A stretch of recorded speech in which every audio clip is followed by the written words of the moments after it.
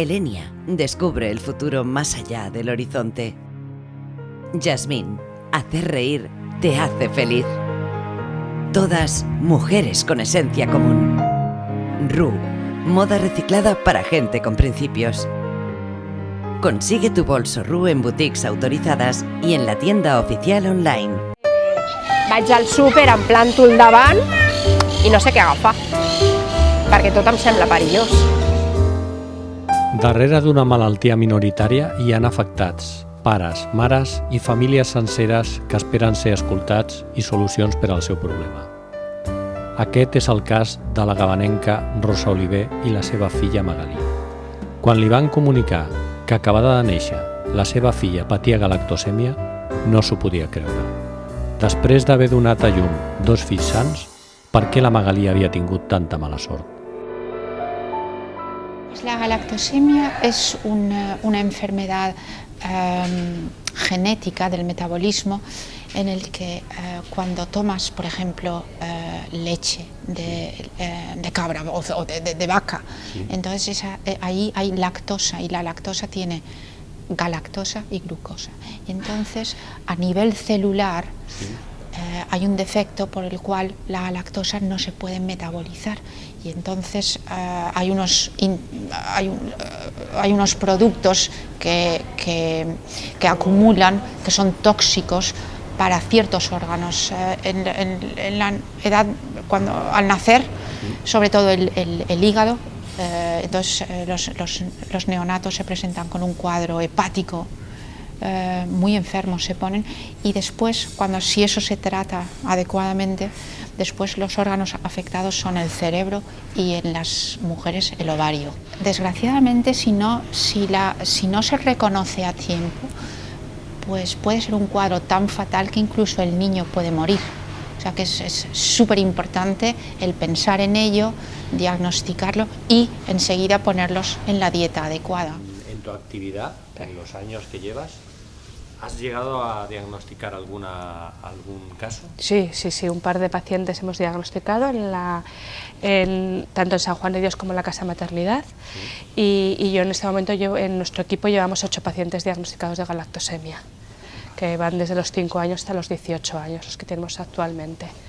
Y también nos han pedido, nos han pedido alguna segunda opinión de niños diagnosticados españoles en Alemania, en Düsseldorf. A veure, la Magalí neix perfectament bé, aparentment és una nena sana.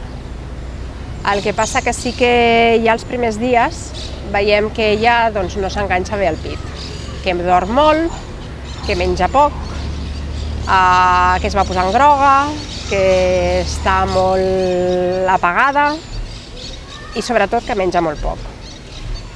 Llavors, com que jo havia vist que tenia un frenet lingual, vaig trucar al pediatre, la vam portar, la va valorar i vam decidir operar-la i tallar-li aquest frenet, creient que el problema de que mengés poc era només pel frenet. Llavors li tallem el frenet, però la nena, en comptes d'enganxar-se al pit immediatament, com fan normalment, doncs seguia refusant el pit. Aquella petita ferideta, que és mínima, no para de sagnar, i el metge, veient que això no estava evolucionant d'una manera normal, ens envia a l'hospital on va néixer. I en aquell moment hi ha un metge que estava de guàrdia, ens diu: hi ha diverses coses que podrien ser, el que està clar és que el fetge no li funciona bé, us enviarem a la Vall d'Hebron, però de moment li traiem l'aliment, li traiem la llet i li posem un suero per anar-la mantenint. Arribem a Vall d'Hebron, me la connecten a més cables, agulles i tot això, i ja l'endemà ens agafen el meu marit i a mi i ens fan tota una sèrie de preguntes. I amb tot això ens diuen, bueno, hi ha moltes possibilitats, si voleu que us digui la veritat, jo les altres no les recordo, només recordo que em van parlar ja de la galactosèmia com a possible opció. Llavors es queda ingressada i les proves ens remeten a que sí que sembla ser que hi ha una galactosèmia. Per què? Doncs perquè hi ha una catarata en els ulls, que és molt característica, i mica en mica les proves fan que vagis tancant el cercle. T'has preguntat en algun moment i per què a mi? I tant. Al principi t'ho preguntes molt. Després, mica en mica ja vas assumint, no? Però al principi t'ho preguntes molt. També et preguntes com és que no sabíem que hi havia això a la família, tant a la meva com a la del meu marit, perquè en aquest cas, perquè hi hagi la malaltia, hem de ser portadors tots dos. I com és que hem tingut 2 fills sans si teníem això. Afecta la galactosèmia al normal desenvolupament del nen? Sí. No sempre, però és bastant habitual. Hi ha un retard de creixement, hi ha un retard del desenvolupament psicomotriu. La meva filla té 4 anys i podríem dir que està com un nen d'uns 3 anys. Sobretot hi ha dificultats amb l'adquisició del llenguatge. Ella va ser més lenta, doncs, per exemple, al gatejar, al caminar, una mica més lenta. Tampoc és, al principi no és molt evident, però cada vegada es veu més. El que sí sembla clar és que la meva filla, associada a la galactosèmia, a més, té un problema de ronyó. Altres coses que són bastant habituals són problemes de calcificació dels ossos. Sempre han de prendre suplements. Imagino que a casa teva la compra d'aliments és una mica especial, oi? La compra d'aliments és, diguem que anem sempre mirant els etiquetatges. Evidentment, el producte fresc ja saps el que pots i el que no pots. Això és fàcil. Els embotits, doncs, evidentment, els comprem especials que es troben al súper, no és que això, però bueno, has de mirar que el fuet sigui sense lactosa, que no porti tampoc afegits de farines de llegums, el pernil dolç el mateix, les galetes igual. Moltes vegades quan et diuen galetes sense lactosa, quan mires no porten lactosa però porten altres coses que també són nocives per ella. Si hi ha dubtes, portes al moneder la llista. Vull dir, no... Jo porto la llista. Clar. Al principi la mires molt, ara ja me la sé. Però sempre pot haver-hi un dia que hi hagi un dubte. Tu ets la presidenta de l'Associació Espanyola per a la Galactosèmia. Sí. Quin és el vostre principal objectiu? El nostre principal objectiu és donar suport a les famílies.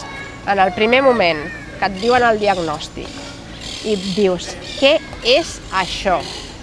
Saber on pots buscar el recolzament, no? Que hi hagi algú que et digui, doncs mira, això va així, no et preocupis, l'evolució pot ser aquesta, pot ser l'altra, tot pot... No, és habitual que al principi les analítiques triguin una mica en sortir normalitzades. També és molt habitual el moment aquell de vaig al súper, em planto al davant i no sé què agafar. El recent congrés i trobada internacional que es va celebrar a Sant Boi, ara farà unes setmanes, em va cridar molt l'atenció la postura del representant alemany, que considerava que 3 euros per prova diagnòstica a cada nadó és una bona inversió en prevenció en salut i en estalvi econòmic. Sí. Jo estic totalment d'acord amb això. Pensa que un nen diagnosticat com ho fan ells, als 3 dies de vida tenen un resultat ja. Aquell bebè ja deixa de prendre llet, deixa de prendre el que li és nociu. La meva filla va trigar 10-15 dies amb l'acumulació de tòxics, perquè per ella són tòxics, que això suposa en el cervell, en el fetge, en els ronyons i en els ulls. L'afectació que això va suposar només en un primer moment la va portar a la UCI, la va portar a rebre 2 transfusions de sang, a fer-li electroencefalogrames, a fer-li diverses proves de vista, a tenir-la, crec que van ser 20 dies a la UCI, amb el cost només per això, I després suposa que perquè ella hagi pogut arribar a una certa estabilitat, tenint en compte que primer no vam trobar el tema del ronyó, hem trigat 3 anys i mig. Clar. Han sigut 3 anys i mig d'analítiques cada 3 mesos, de proves diverses, de metges diversos, gastroenteròleg, oftalmòleg, neuròleg, etc. Llavors, tota aquesta despesa, evidentment, és molt gran. Evidentment, és en un cas molt minoritari, però per ella mateixa és molt gran. I després s'ha de veure a llarg termini quines conseqüències tindrà el fet de que ella arribés a estar a prop d'entrar en coma.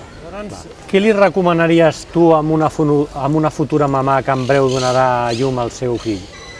Jo li recomanaria estar molt atent a les senyals del bebè, a totes les senyals que el bebè dona, a no separar-se d'ell, tenir-lo sempre enganxat, perquè això et dona molta informació, i a qualsevol senyal d'alarma anar al metge, qualsevol.